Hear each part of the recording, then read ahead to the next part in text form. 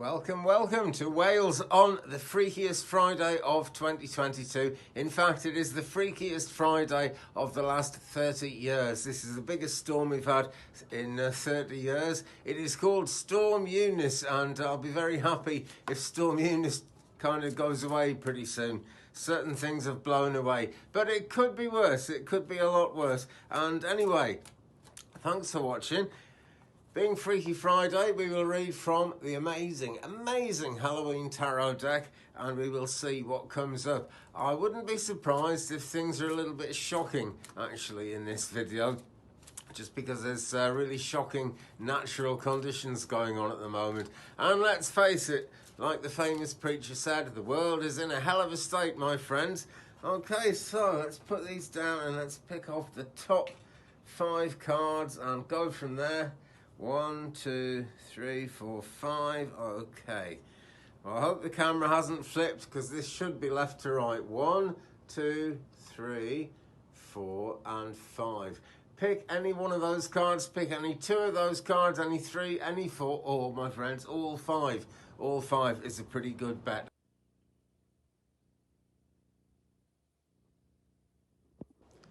So, before the internet blows away, and you never know, it might happen, let's turn over card number 1. Did you pick card number 1? Let me know in the comments below, my friends, which cards you pick, by the way. And here we have the King of Ghosts, very much the right way up. This, in the Halloween deck, represents the suit of cups, the element of water. So, King of Ghosts here, or King of Cups, if you will. Cups, there's always a lot of potential involved in the cups. It's our desires, it's our thoughts, it's where we want to be in 5 years' time. It's where we want to be now, it's where we want to be in 5 minutes' time. It's all about what we really hope is going to happen in our lives. Now, the King of Ghosts is a father figure, and he is calm and balanced despite the storm. And I'd like to think that that's what I'm being at the moment, actually. But I am filming the gardening video a bit later today, and hey, thanks if you've watched the garden channel, by the way. I'll put a link to that in the description down below as well. I said I'd come back after Storm Eunice and say exactly how bad things had got.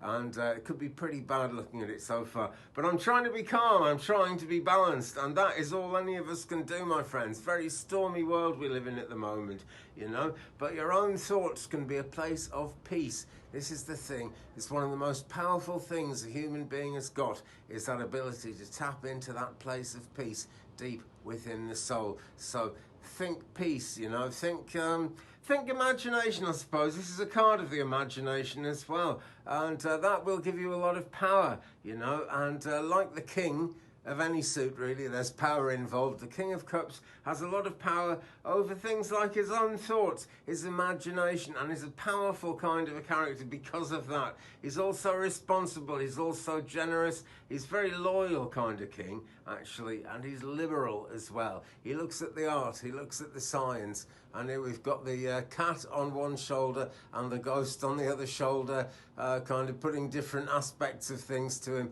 And he's not dismissing either. That's the thing about the King of Ghosts. He is actually taking notice of it all.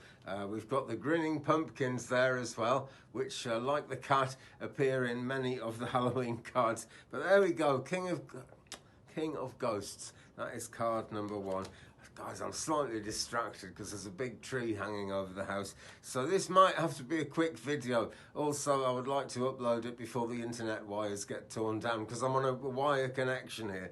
None of this Elon Musk satellite stuff, which would have fallen out of space by now anyway. So card number 2, what can it be? Oh, it's a reversed one. It is the King of Pumpkins.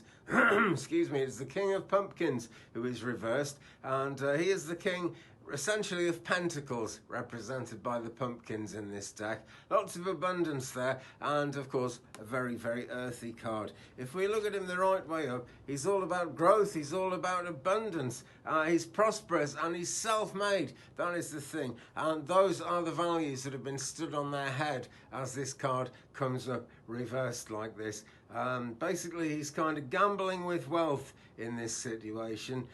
He's a little bit corrupt, maybe. This can indicate an unreliable situation or an unreliable person in your life, depending on, you know, exactly where you are, because the most important interpretation on any of these cards, in any of these readings, is your interpretation, dear friends. It's you that I do it for. But bit of a sneaky character here, bit of a louse maybe, definitely unreliable, definitely something rather corrupt in what's going on. I would say all is not what it seems, and that is card number 2. But, excuse me, coughing a lot today, but the weather is crazy and it's pretty cold in the house as well. I don't like the fire because when there's a storm, it makes the fire go super hot and the stove like glows red and threatens to crack. So I've just got a little kerosene heater going here today. But it's kind of nice, it's kind of old worldy, and I'm sort of quite enjoying myself. There's something cozy about being wrapped up warm indoors in a storm, I always think. Anyway, King of Pumpkins reversed. So far, we've got the King of Ghosts, and, you know, that's an invitation to kind of keep things in balance as much as you possibly can. He's actually very good at handling storms, so I'm glad he came up in today's reading, because this really is a stormy reading. But then, King of Pumpkins reversed, something to look out for there. Maybe you already know it, maybe you haven't actually discovered it yet, but I would say a note of caution there, a time to be slightly wary, particularly if you picked that card. But if you picked all the cards too, that's what's in our second position, and that's quite a happy thing actually, because it means that things are likely to get rather better as we go through. 9 of Imps is card number 3. There we go. Now here we've got 8 imps in the background, each holding a torch. But why isn't the imp at the front holding a torch? Well, it's because he's holding a Halloween-style pumpkin lantern. And I know Halloween in February, what you're going to do about it, but it's a BoJack Horseman thing that made me think of it. And I just love this tarot deck, actually. It's got something to say in every season, in every month. Now, the 8 imps with the torches there, they're all basically obeying the status quo. They're not doing anything to change anything. Now, no new inventions ever come unless someone's willing to break away a bit and be a little bit different. It doesn't always work. That's a fact of life, but it nearly always works for the person who's doing it. And I'm that kind of person, friends, I like to think. I haven't had massive amounts of success in life, and as you can see from my YouTube channel sort of viewing numbers and subscriber numbers, I'm not a really big channel, and I probably never will be, but this is because I step outside the box. It brings me great pleasure, it brings me great happiness, and it allows me to create, to be something different in my actual life. So this 9 of Imps card is about an inspiring leader, someone who takes risks to innovate. That's the main thing about it. You know, it's only when you take risks that you can create something new. I used to share a house with a guy called Gaz, and he was he wouldn't do anything any kind of new way. Everything about his whole life was what he'd sort of learnt from his father, and he never ever wanted to step outside of it.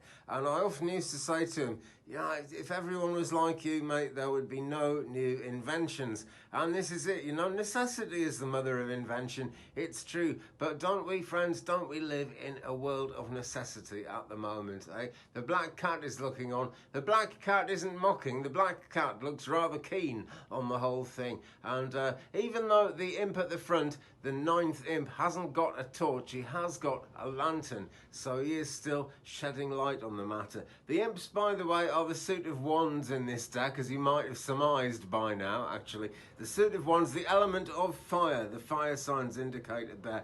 And this card says, take action. Yeah, that's the main thing. It's inspirational. There's courage going to be needed, but it's all about liberation, you know. Now, maybe you're expecting some kind of hidden trap or some kind of hidden enemy to come out of the closet at this point.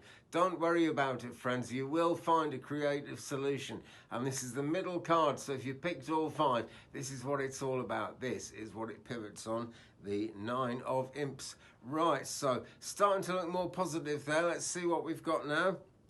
Right, all right, we have the Three of Bats. Not all that positive, right? This essentially is the suit of swords, the air signs. So it's the Three of Swords, and that can often indicate something as bad as a bereavement, you know, maybe something to worry about. And this is going forward, actually. It's card number 4, so we're getting close to the end of the reading. But there's something positive in all these cards, and even though this is a card closely and quite deeply associated with misery, we only get this kind of message in life or in the tarot, or well, in life as in the tarot, I suppose. We only get this kind of message because there's something we can do about it. Now, this is a stormy kind of situation here, yet again. Stormy weather. I wonder if the elementals are playing into my picks today, actually. But hey, there's craziness all over the world all the time. Nothing particularly special about what's going on here at the moment. Right, so stormy, heart-wrenching. Being all heart can be a bad thing. That's what it says in the book about this card. And yeah, you know, it's sort of the heart is the most important thing. It's the heart of the matter. It's the heart of our own individual selves and everything we stand for. But we have to be kind of realistic at the same time and not make absolutely everything always about the heart. Not always wear the heart on the sleeve. Some emotional agony in this card. Grief, pain, strife, disappointment, and outside influences as well. But that's where it starts getting better, because the outside influences may have betrayed you in some way, but there are always people we can turn to. There are always places we can look for hope. And there are many, many wonderful spiritual channels here on YouTube. By the way, check out Jane the Seeker, one of our friends on this channel who started her own channel. Just look up Jane the Seeker Tarot. She has got a great channel going and is bringing a lot of hope to a lot of people. So do check it out, my friends. Do check it out. And this is the thing, you know, there's always something positive out there that you can tap into, that you can get a hold of, that is going to move you on from this rather stormy situation, as the bats are kind of holding up the heart there. But there you go, at least they're holding it up. You know, there's something there to prop things up, to prop you up, friends, to support you as you go through life. And it's important to keep moving, you know. A three of swords situation, or a Three of Bats situation, as we have here, means, you know, things are very kind of miserable and despondent. Maybe you're not miserable and despondent, but if not, that's going on around you if you pick that card, for sure. And let's face it, it's going on around us all the time in this world, because there are actually millions of YouTube channels talking about how bad things are, and I don't really recommend those ones, friends, you know, because we're all, it's the law of attraction. We're all drawing to ourselves the reality that we think and expect is going to happen. So keep looking up, keep looking positive. And this, my friends, brings us on this Freaky Friday in sort of mid to late February-ish time. The Ten of Bats is card number 5, and that's what it's all bringing us to. Now, quite honestly, this isn't looking all that good either, but the only way is up, really and truly. When you get this card, particularly when you get the Three of Bats, the Three of Swords, and the Ten of Bats, the Ten of Swords, coming out one after the other, really the only way is up. It's a fact. This is all about working through things and not hiding from things. That's what's really important here, you know. This lady, she could be hiding, she could be taking a rest, and that is a choice we've all got to make, you know. But let's make that taking a rest as much as we can. Just take a rest from things, take a rest from worrying about things, take a rest from running around trying to make things happen. And that gives you the chance to kind of get some emotional detachment going, you know, so you can kind of detach from the drama of what's going on. And that way you can escape from the despair, you can escape from the pain. That is the most important thing. I've just noticed, actually, a metal sheet has just blown off one of my sheds outside, and that kind of I can just see it out the window as it's going on here. And at first I thought, oh no, and I was talking about the cards, so I sort of lost sight of it. But I've just thought about it again, and actually I can make a nice raised bed from the garden with the metal sheets that come off that shed, and all the stuff in it is total junk that needs to go anyway. So there you go, you know, something essentially bad has happened. The shed is collapsing, but you know, it's going to leave me in a better situation than I'm in right this minute.